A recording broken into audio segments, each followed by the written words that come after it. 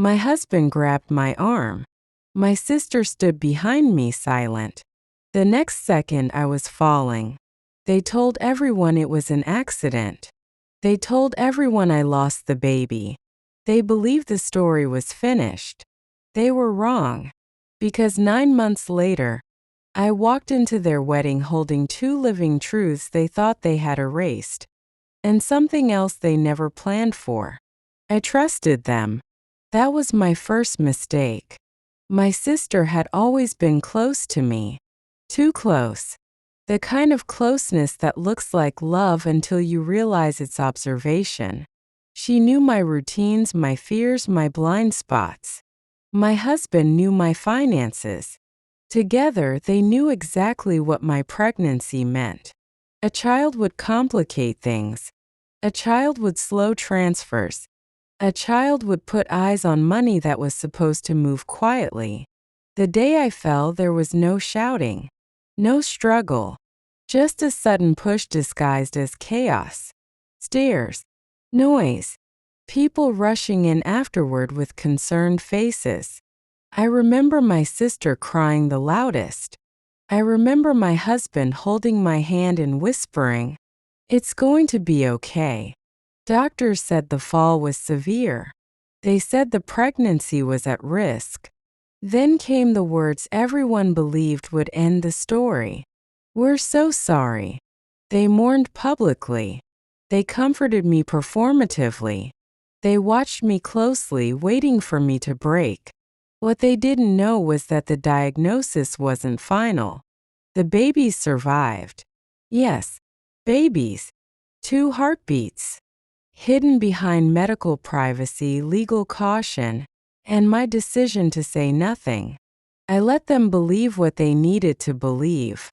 I watched my sister slowly step into my life, then into my home, then into my place. I watched my husband drift further away, less patient, more irritated, like someone waiting for a delay to clear. When I discovered their relationship, I wasn't surprised. Betrayal rarely shocks you when you've already seen its shadow. I didn't confront them. I didn't cry. I didn't warn anyone. I disappeared. Not dramatically, not publicly, just quietly enough to let them finish what they thought they'd started. Months passed. Lawyers worked silently. Documents spoke louder than arguments. Medical records told the truth without emotion. By the time the wedding invitations went out, everything was ready. They chose a large venue. Bright lights. Smiling guests. They wanted witnesses. So did I. The doors opened. Music paused. Every head turned. I walked in calmly, holding 2 babies wrapped in white. No anger on my face. No rush in my step. Just certainty. My sister froze first. My husband's smile cracked a second later. Like glass under pressure. You could see it in their eyes. They knew. Not fear. Recognition. Because nothing is more terrifying than seeing proof you were wrong standing right in front of you.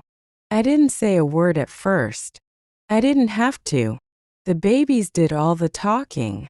Then I handed an envelope to the officiant. Legal documents. Filed. Verified. Waiting. The room filled with whispers. Someone asked if this was a joke. It wasn't. This wasn't revenge. This was accountability. I turned around and left before anyone could stop me. Behind me, the wedding unraveled. Not with screams, but with silence. The kind that settles when people realize a story they believed was missing the truth. They thought they had ended my future. Instead, they gave me time to protect it. And that's the part no one warns you about. When people try to take everything from you and fail, they don't lose to anger. They lose to patience. The room didn't erupt the way movies show. There were no screams, no chaos, just confusion spreading slowly. like a stain no one could ignore. Someone laughed nervously, assuming it was a stunt. Someone else looked at my sister, waiting for her to explain. She couldn't. Her mouth opened but no sound came out. Her hands were shaking. Not from guilt, but from the realization that everything she'd planned so carefully had just collapsed in front of witnesses. My husband tried to recover first. He always did. He stepped forward, forcing a smile that didn't reach his eyes. "This isn't the time," he said softly, like he was still in control. "You're confused. We should talk privately." I looked at him the way you look at someone you've already outgrown. "I'm not here to talk," I replied. "I'm here to document." That word, document, changed the air instantly. People stopped whispering. Phones lowered. Faces shifted from curiosity to concern. Because everyone understands paperwork. Everyone understands consequences. The officiant glanced at the envelope again, then at the babies in my arms. His voice trembled when he asked, "Is this real?" "Yes," I said. "And it's already filed." That's when my sister finally moved. She took a step back. Then another, like distance could undo what was standing in front of her. Her eyes kept flicking to the babies, as if she were waiting for them to disappear. They didn't. They slept peacefully, completely unaware of how much effort had gone into pretending they never existed. Someone in the crowd recognized me. I could tell by the way their expression shifted, from confusion to recognition to shame. They remembered the accident, the fall, the sympathy cards. They remember being told I'd lost everything. The truth has weight when it returns. My husband's voice dropped. "You're ruining everything," he whispered. "No," I corrected him. "I'm finishing it." I turned and walked back toward the doors, slow enough for everyone to see me leave the way I arrived. Unrushed, unafraid, undeniable. Behind me, the ceremony dissolved. Not loudly, quietly. Chairs scraping. Conversations breaking apart mid-sentence. The kind of ending no one rehearses for. Outside, the air felt different. Lighter. Like something heavy had finally been set down. Over the next weeks, the story tried to change itself. They said I was unstable. They said the timing was suspicious. They said the fall was tragic but unrelated. None of it mattered. Because facts don't care about tone. Medical records don't forget. Timestamps don't bend. And intent leaves traces people underestimate. My sister stopped answering calls first. My husband tried to negotiate.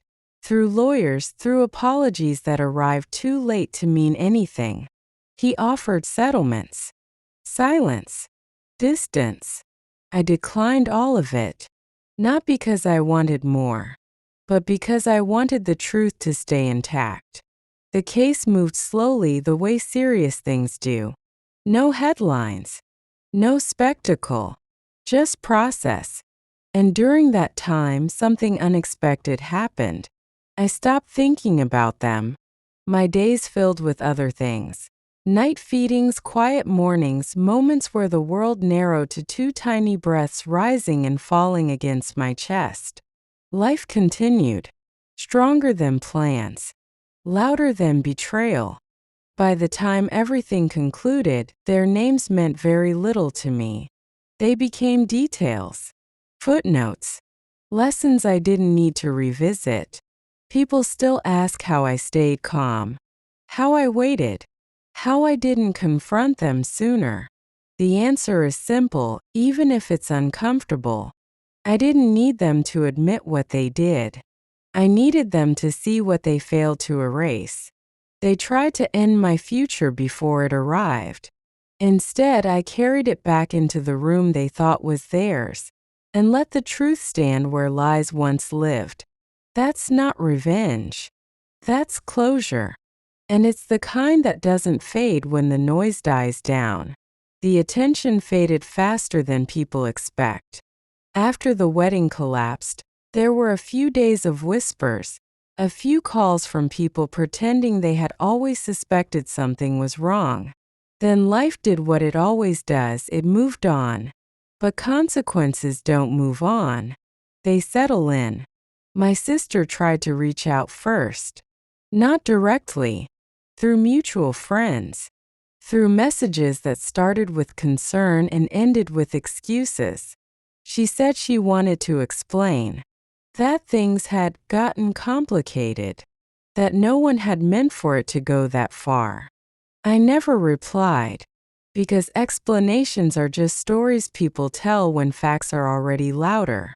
My husband took a different approach. He sent apologies carefully written by someone else. Legal language wrapped in emotional words. He talked about stress, fear, bad decisions made under pressure. Pressure doesn't invent cruelty. It reveals it. The legal process was slow and I let it be. I didn't rush anything. Rushing is what people do when they're afraid of the outcome. I wasn't. While paperwork moved quietly from office to office, my life filled with things that felt real again. Sleepless nights. Soft breathing. Tiny hands curling around my fingers like anchors. Every time I looked at the twins, I was reminded of something important. They weren't symbols. They weren't proof. They were people. And protecting them mattered more than winning anything. The case didn't end with dramatic confessions or public apologies. It ended the way most real things do, with responsibility being reassigned and doors closing permanently. My sister disappeared from my life completely. No messages. No sightings. Just absence. The kind that follows when someone realizes there's nothing left to argue against. My husband lost access to everything he thought he'd secured. Not all at once. Piece by piece. Slowly enough for him to feel each loss. That wasn't my doing. That was the system correcting itself. Sometimes late at night when the house is quiet and the twins finally sleep, I think about the version of me lying at the bottom of those stairs, confused, hurt, trusting. I don't feel anger toward her. I feel gratitude, because she survived long enough for me to become someone else. Someone who understands that betrayal doesn't always come from strangers. That danger doesn't always look loud. And that patience, when paired with truth, is far more powerful than confrontation. People still ask if I regret not confronting them earlier. I don't. If I had spoken sooner, it would have been noise. Because I waited, it became undeniable. They thought they could rewrite my story by deciding when it should end. Instead, I showed up at the moment they believed was safest for them, and brought everything they tried to erase with me. Not to destroy their happiness, but to reclaim my own. And that's the part that still unsettles them, even now. I didn't come back broken. I didn't come back begging. I came back complete, with my future in my arms, and nothing they could take from me ever again. I didn't expect peace to feel unfamiliar. For months after the wedding, after the documents were filed and the whispers faded, I kept waiting for something else to happen. Another message. Another attempt to rewrite the truth. Another way for them to pretend this was all a misunderstanding. Nothing came.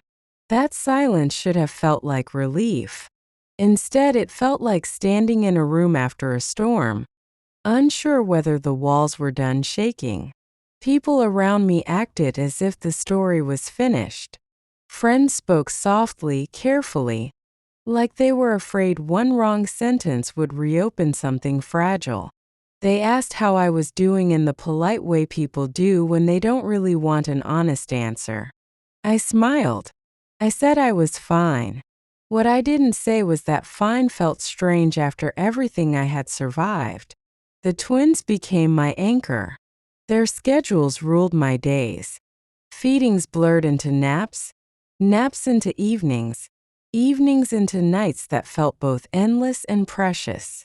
Holding them grounded me in a way nothing else could.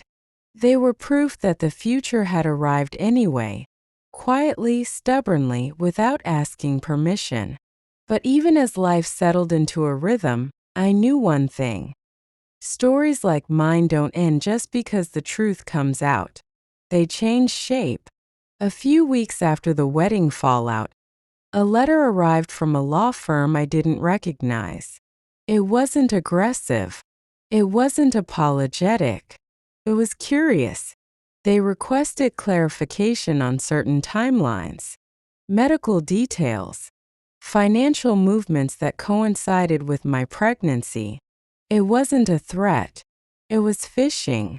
I didn't respond immediately. I never respond immediately anymore. Time reveals intention, and patience has become my sharpest tool.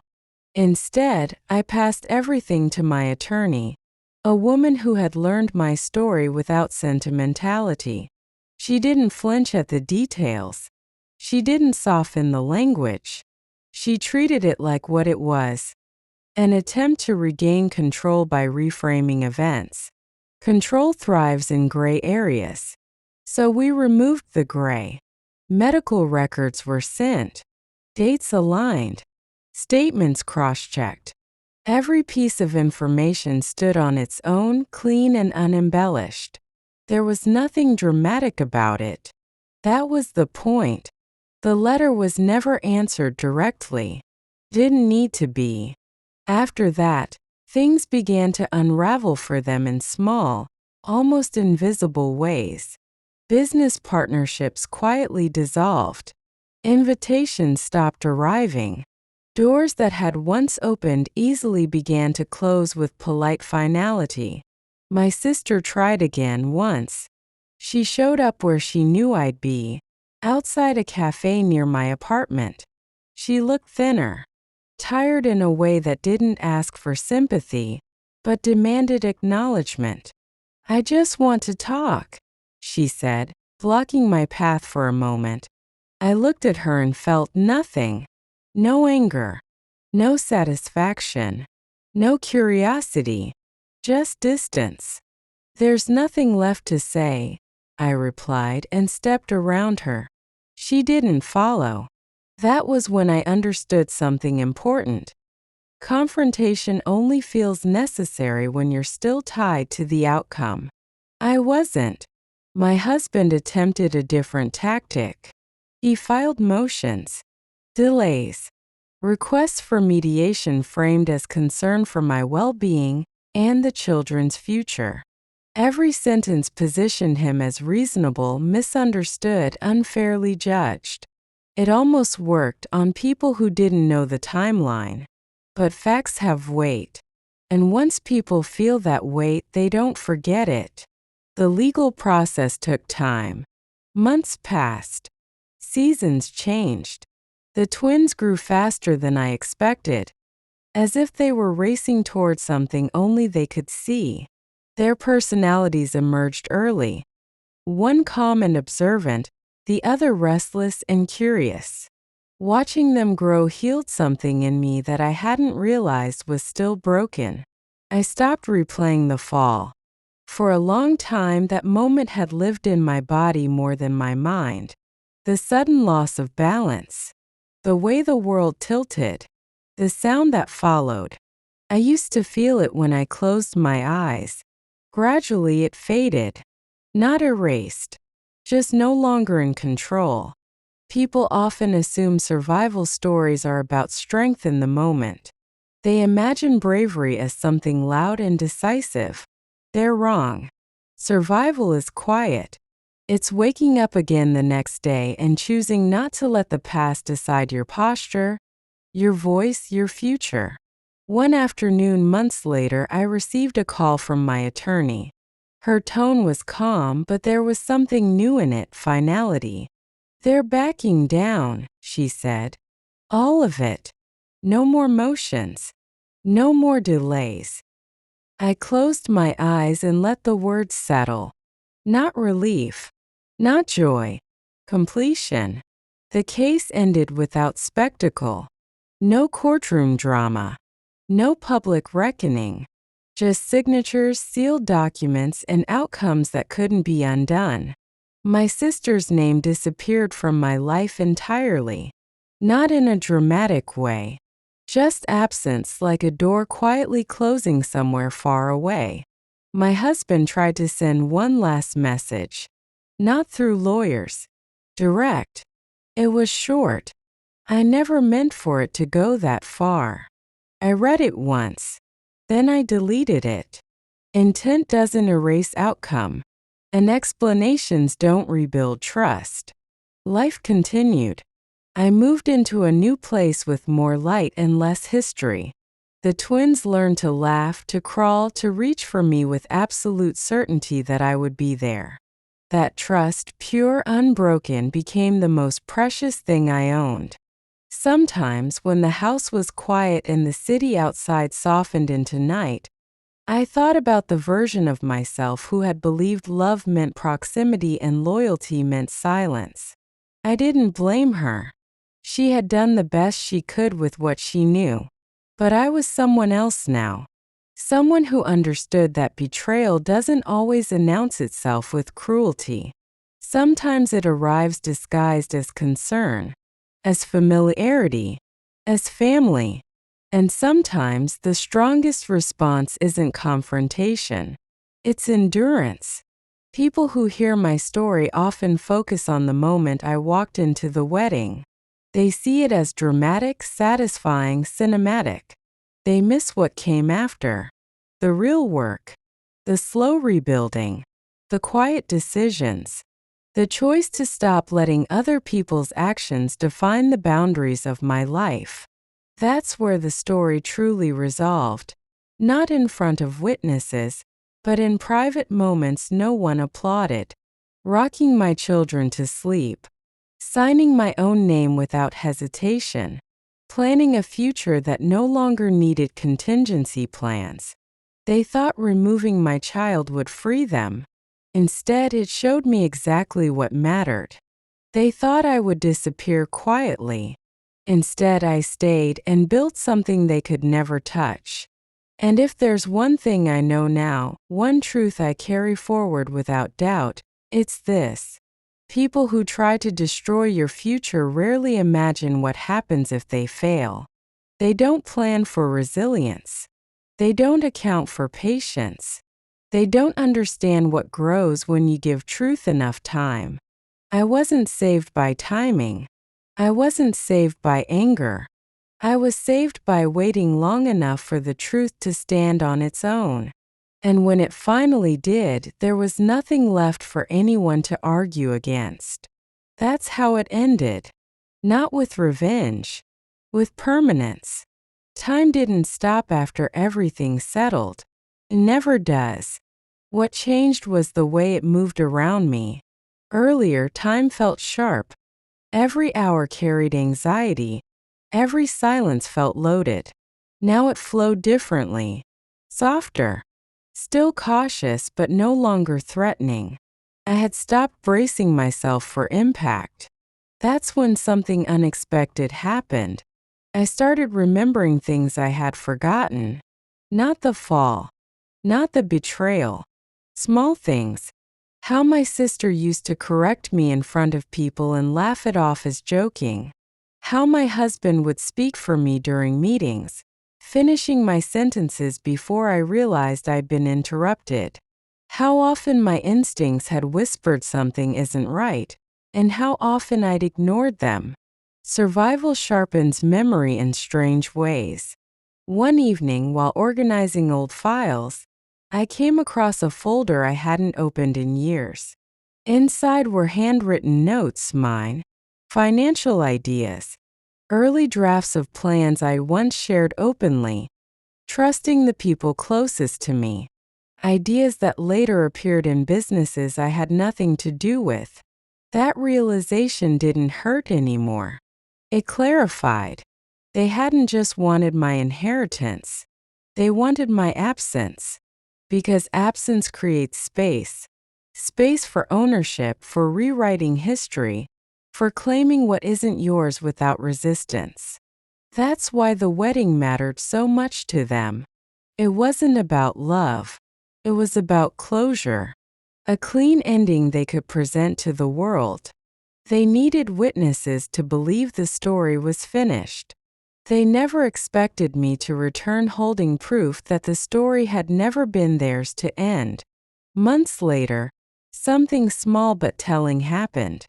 I received a notification that one of my old properties, long secured untouched, had been flagged during a routine review.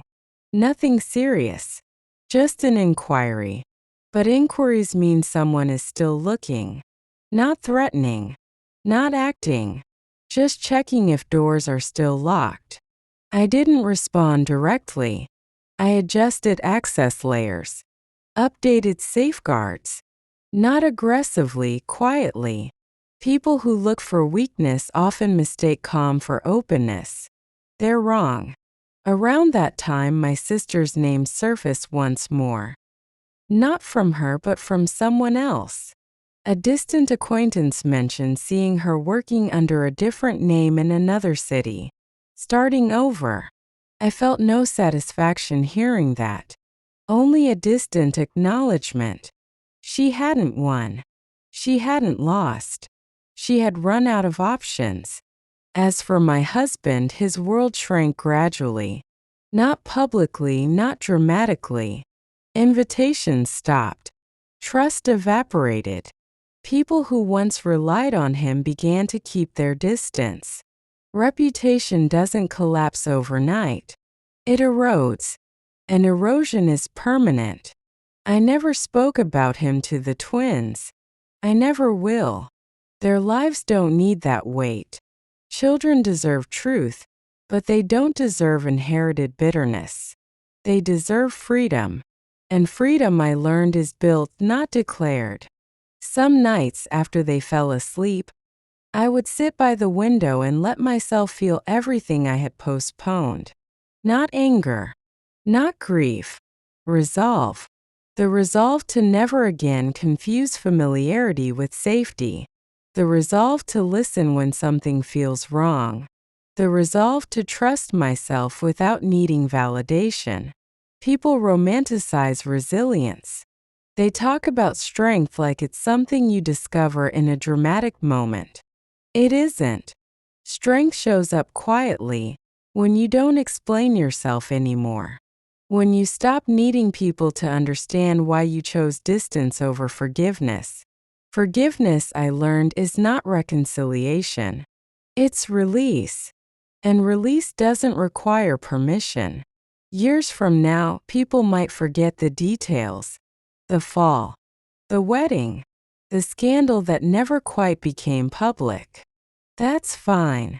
What matters is that I remember the truth. Not as a wound, but as a lesson.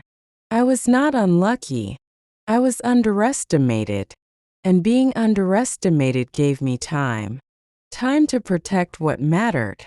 Time to prepare. Time to return on my own terms.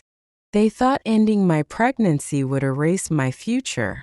Instead, it revealed it. Not loudly, not violently, but undeniably. And that's how the story continues. Not as a cautionary tale about betrayal, but as a reminder. Some people try to steal your future by pushing you out of the picture. Others walk back in carrying everything they tried to take, and keep walking forward. That's what I did. And that's why the story doesn't really end. It just moves on without them. What surprised me most wasn't how everything fell apart for them. It was how quietly my own life began to grow. After the legal dust settled, people assumed I would be bitter. They waited for interviews, statements, some dramatic declaration about betrayal and justice. I gave them nothing. Not because I had nothing to say, but because I finally understood something important. Silence, when chosen, is power. I poured my energy into rebuilding, not the public version of my life, but the private one, the kind no one applauds. Morning routines, pediatric appointments, long walks where I relearned how it felt to breathe without scanning the world for danger. The twins changed everything. They didn't know about inheritances or court filings or weddings that never finished. They only knew consistency. That when they cried, someone came. That when they reached out, they were met with warmth. Trust like that is humbling. It forces you to rise to it. Sometimes, in moments of quiet, I wondered what would have happened if I had confronted them earlier. If I had shouted, accused, demanded answers the moment I suspected betrayal. I know now it wouldn't have helped. People who plan harm don't stop because you ask them to. They stop when their assumptions collapse. And assumptions collapse under patience, not noise. A year after the wedding incident, I received one final update from my attorney. Nothing urgent. Just closure. A final administrative note confirming there would be no further appeals, no remaining motions. It felt anticlimactic. I read it while rocking one of the twins to sleep, the other already dreaming beside us. Life doesn't pause for endings. It keeps moving, gently insisting that you do the same. That night, I went through old photos for the first time in a long while. Not to torture myself, but to reclaim memory. I deleted some, kept others, reframed moments I had once misunderstood. What stood out wasn't the betrayal. It was how often I had doubted myself to keep the peace. That realization became a line I promised never to cross again. Peace that requires silence from your instincts isn't peace. It's postponement. Months later, I ran into someone who knew all of us, me, my sister, my husband. They hesitated before speaking, clearly unsure what was allowed. I heard you handled everything with a lot of grace, they said. Grace. I smiled politely. Grace wasn't what carried me through. Clarity did. Clarity about what I would tolerate. Clarity about what I owed no one explanations for. Clarity about the kind of future I wanted my children to inherit, not just financially but emotionally. I stopped measuring my progress by how little I thought about them. Healing isn't about forgetting. It's about remembering without reaction. And I was finally there. Some evenings, after the twins were asleep, I would sit by the window and think about how close everything came to disappearing. Not dramatically, quietly. With paperwork and excuses and people I trusted standing too close. That's the part that still matters to me. Not the shock. Not the exposure. But the lesson. The people who tried to erase me didn't fail because they were careless. They failed because they believed the story was theirs to finish. It wasn't. It never was. I didn't win because I was louder. I didn't win because I was crueler. I won because I waited long enough for the truth to arrive intact. And now when I think about the future, it no longer feels like something fragile I need to guard every second. Feels solid. Earned. Mine. The story people tell might end at the wedding doors, or in a courtroom, or with shocked faces and vanished smiles. But the real ending, the one I live with every day, is simpler. I wake up knowing my life belongs to me again. And nothing, no betrayal, no plan, no carefully staged lie, gets to decide otherwise. What I didn't expect was how the world would start treating me differently. Not with sympathy, with caution. People listened more carefully when I spoke. They asked fewer questions. They stopped assuming I would explain myself. There's a subtle shift that happens when someone survives something quietly and doesn't turn it into a spectacle. You don't become intimidating. You become unmovable. I noticed it first in meetings, then in conversations that used to drift past me. People waited. They let silence sit. They chose their words. That was new. At home, life stayed gentle, predictable.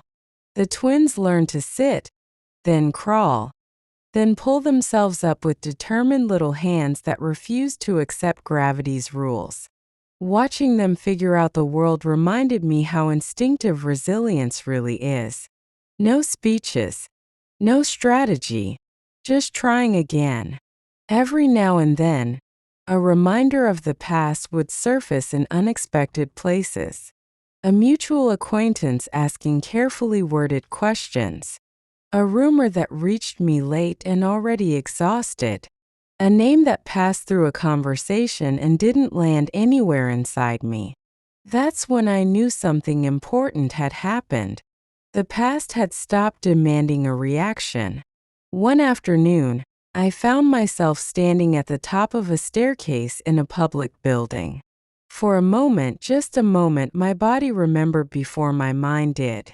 My hand tightened on the railing. My breath shortened. Then it passed. I didn't turn away.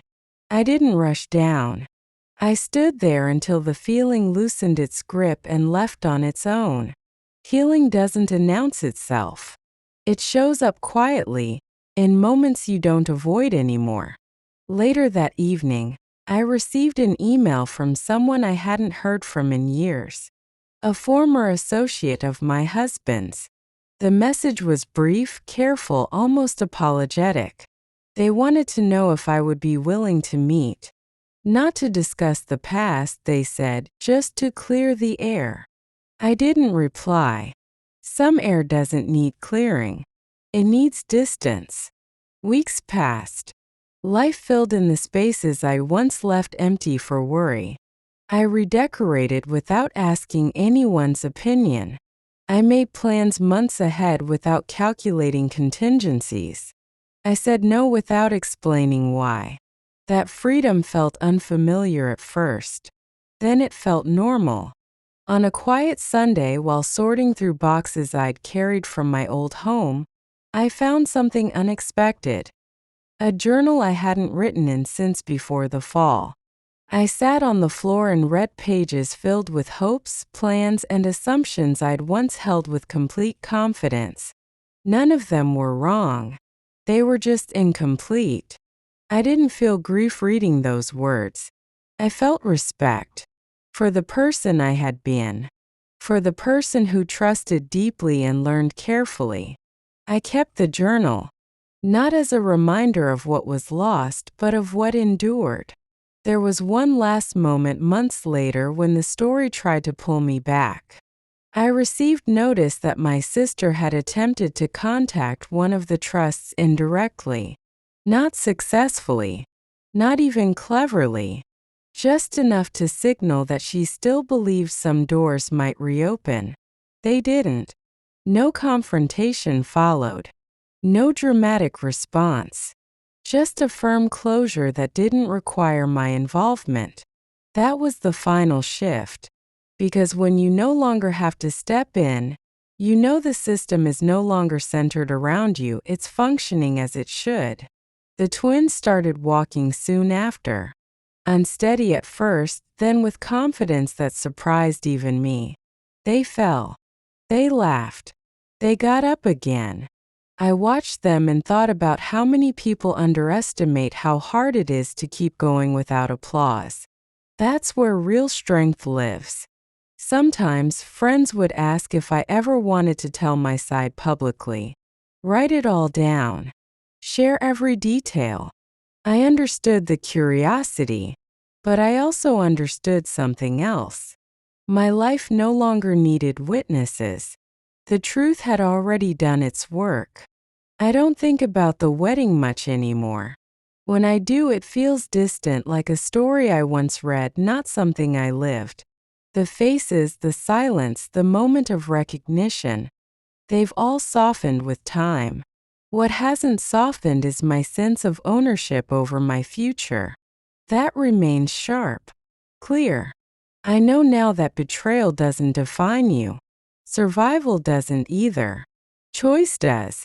The choice to stay. The choice to wait. The choice to build quietly when noise would have been easier. People who try to take everything from you rarely imagine what happens if you refuse to disappear. They don't plan for the long game. I did. And now when I look ahead, I don't see a story that needs an ending. I see a life that keeps unfolding, on my terms at my pace with no need for permission. That's how it continues. Not with revenge, not with triumph, but with something far more lasting. Control. There's a moment that arrives long after the chaos, long after the paperwork and the apologies and the quiet disappearances. It's not dramatic. It doesn't announce itself. It just settles in like dust after a room has been emptied. That moment came for me on an ordinary afternoon. I was pushing the stroller down a tree-lined street, sunlight flickering through leaves, the twins asleep in that deep, unbothered way only babies can manage. Nothing felt urgent. Nothing felt heavy. And that's when I realized something startling. No one was waiting for me to fail anymore. For so long, I had lived with the sense that eyes were on me. Not openly, not aggressively, but attentively. Watching to see if I would make a mistake. If I would soften. If I would forget. That feeling was gone. Not replaced by confidence or pride. Replaced by neutrality. The world had moved on. And for the first time, that didn't feel like abandonment. It felt like permission. I started noticing changes in myself that had nothing to do with survival. I laughed more easily. I made plans without running through worst-case scenarios in my head. I allowed myself to want things again, not carefully, not strategically, but honestly. Wanting is risky when you've been betrayed. It opens doors. But I was done living in hallways. One evening, while preparing dinner, I caught my reflection in the kitchen window. For a second, I didn't recognize the woman looking back at me, not because she was broken, but because she was steady. No flinch, no tension, no second-guessing. That steadiness was new. The twins cried from the other room, and I turned instinctively, without hesitation, without fear that something else might be happening behind me. That's when I understood how far I'd come. Safety isn't the absence of threat. It's the absence of constant anticipation. A few months later, an unexpected opportunity appeared. Not dramatic, not tied to the past. Just an offer, professional, clean, forward-facing.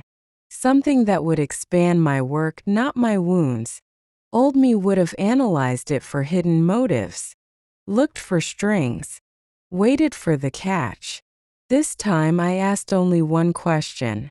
Do I want this? The answer was yes. I accepted. Growth doesn't always look like ambition. Sometimes it looks like allowing yourself to step into rooms you once avoided because you were too busy guarding exits. There were still moments, of course. A news headline that echoed too closely. A staircase that caught my attention longer than necessary. A name that surfaced in conversation and hovered for a beat before losing relevance again. Healing isn't erasure. It's proportion. The past no longer took up more space than the present. People occasionally brought up my sister, my husband, the wedding, always cautiously, always checking my face for permission. I didn't give them much. Not because I was hiding anything, but because the story no longer needed retelling. I had told it with action, with patience, with restraint. That's a language few people argue with. One night, while sorting through old digital files, I came across a draft letter I'd written months earlier but never sent. It was addressed to my sister. It wasn't angry. It wasn't forgiving. It was factual. Clear. I read it once. Then I deleted it. Some messages are meant to be written, not delivered. Closure doesn't require response. It requires resolution. The twins grew faster than I expected. Words turned into sentences. Curiosity into questions that made me pause before answering. They asked about family, about names, about why some people weren't around. I told them the truth. Age-appropriate, gentle, honest. Sometimes people make choices that mean they can't be close anymore. They accepted that explanation easily. Children are remarkable that way. They don't need villains. They need consistency. And I could give them that. The more time passed, the more I realized that the greatest gift I'd given myself wasn't exposure or justice. It was containment. I had kept the story from spreading into places it didn't belong, from defining rooms it no longer needed to enter, from becoming the only lens through which I was seen. That restraint protected more than my reputation, protected my future. Years from now, the details will blur. The fall, the wedding, the silence afterward. People will remember fragments, half-stories, impressions. That's fine, because what endures isn't the spectacle. It's the structure, the life built quietly afterward, the boundaries that held, the calm that stayed. I didn't rebuild by proving anything to anyone. I rebuilt by choosing myself consistently, even when no one was watching. That's the part no one applauds. That's the part that lasts. And if there's one thing I know now, one truth that carries weight long after everything else fades, it's this. When people try to take your future by force, the most powerful response isn't to fight them in the moment. It's to outlive their assumptions. I did. And the story keeps moving forward. Not because I'm chasing closure, but because I already have it. Quietly. Completely. On my own terms.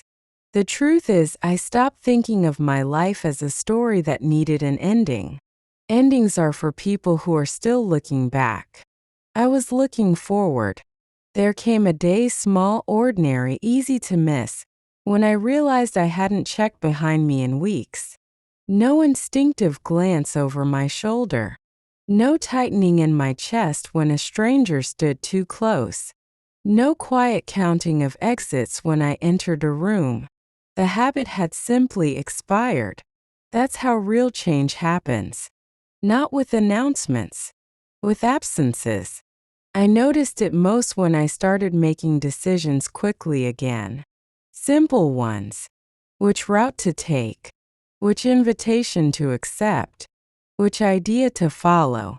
For a long time, every choice had been filtered through caution, through memory, through what-ifs. Now choices felt light. That scared me at first. Lightness can feel irresponsible when you've survived something heavy. But it isn't. It's earned. The twins grew into their personalities like they were reclaiming time on my behalf. They laughed loudly. They asked questions without fear. They trusted the world in a way I once did, and then lost. Watching that trust form again through them healed something I never expected to recover. I didn't tell them about the fall. I didn't tell them about the wedding. Not because I was hiding the truth, but because truth has timing. And their lives didn't need that weight yet. They needed room to grow, not shadows to step around. What surprised me most was how little space my sister and my husband occupied in my thoughts now. They used to feel enormous, like forces I had to plan around, like storms I needed to track. Now they felt distant, not forgiven, not forgotten, just irrelevant. Irrelevance is the quietest consequence. There was one moment much later when I crossed paths with someone who knew all of us. They hesitated, clearly unsure what was appropriate to say. "I heard everything worked out for you," they offered carefully. I nodded. "It did," I said. They waited as if expecting more. There wasn't any. Because worked out doesn't mean what people think it means. It doesn't mean everything was fair. It doesn't mean damage disappeared. Doesn't mean I got answers. Means I got space. Space to live without interference. Space to build without sabotage.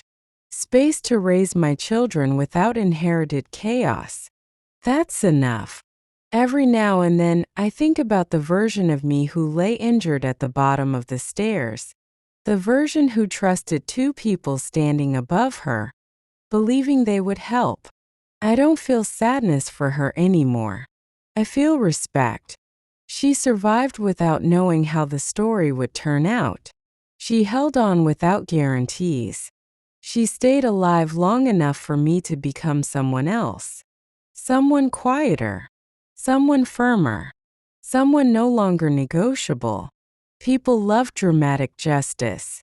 They crave scenes where everything explodes into truth, and someone finally admits guilt in front of witnesses. Real life doesn't work like that. Real justice is structural. It's the removal of access, the closing of doors, the steady realization on the other side that nothing is moving anymore. I never needed them to suffer. I needed them to stop. And they did. Now, when I think about inheritance, it doesn't feel like money or property or accounts. It feels like continuity. A life that didn't end when someone tried to interrupt it. A future that arrived anyway, carried in my arms. A sense of self that no longer requires defense. That's what I pass on now. Not bitterness, not fear, not vigilance, but certainty. The certainty that no one gets to decide your ending for you. And if this story keeps going, and it does, it won't be because of what was done to me. It will be because of what I chose to do next. Quietly, consistently, without asking permission. That's how it continues. And that's why it never really ends. I said yes to things I wanted. That's how it ended. Not with anger. Not with shouting. Not with explanations that arrived too late to matter. It ended the day I stopped organizing my life around what almost happened and started living inside what did. I stopped checking the past for meaning. I stopped replaying moments that no longer needed answers. I stopped carrying people who had already chosen to leave. The twins grew up in a house that knew laughter before it ever knew fear. They learned routine before recovery, safety before survival. They never had to unlearn trust. That was important to me, because the real damage of betrayal isn't what it takes from you in the moment. It's what it tries to steal from the future. And I refused to let that happen. I never stood in front of a mirror and promised myself revenge. I never imagined justice as something loud. I imagined it as distance. Distance from manipulation. Distance from excuses. Distance from people who believed love meant entitlement. And slowly, that distance became permanent. I don't know what became of my sister beyond fragments. I don't know how my husband explains his life now. And I don't wonder. That curiosity belongs to someone I used to be. The version of me who needed closure through understanding. I learned something better. You don't need to understand people who try to erase you. You need to outgrow them. And I did. Now, when I look back, I don't see myself as someone who was pushed, betrayed, or almost destroyed. I see someone who waited for the truth to stand on its own, waited for time to do what confrontation never could, waited long enough to return without asking permission. They thought the fall would end my future. They thought silence would bury it. Instead, my future arrived anyway. Not loudly, not angrily, but alive. That's the ending they never planned for. Not exposure, not punishment, not humiliation, but continuation. I kept living. I kept choosing. I kept building. And that's how the story truly ends. Not with what they did to me, but with what they failed to take. My life, my children, my tomorrow, still mine.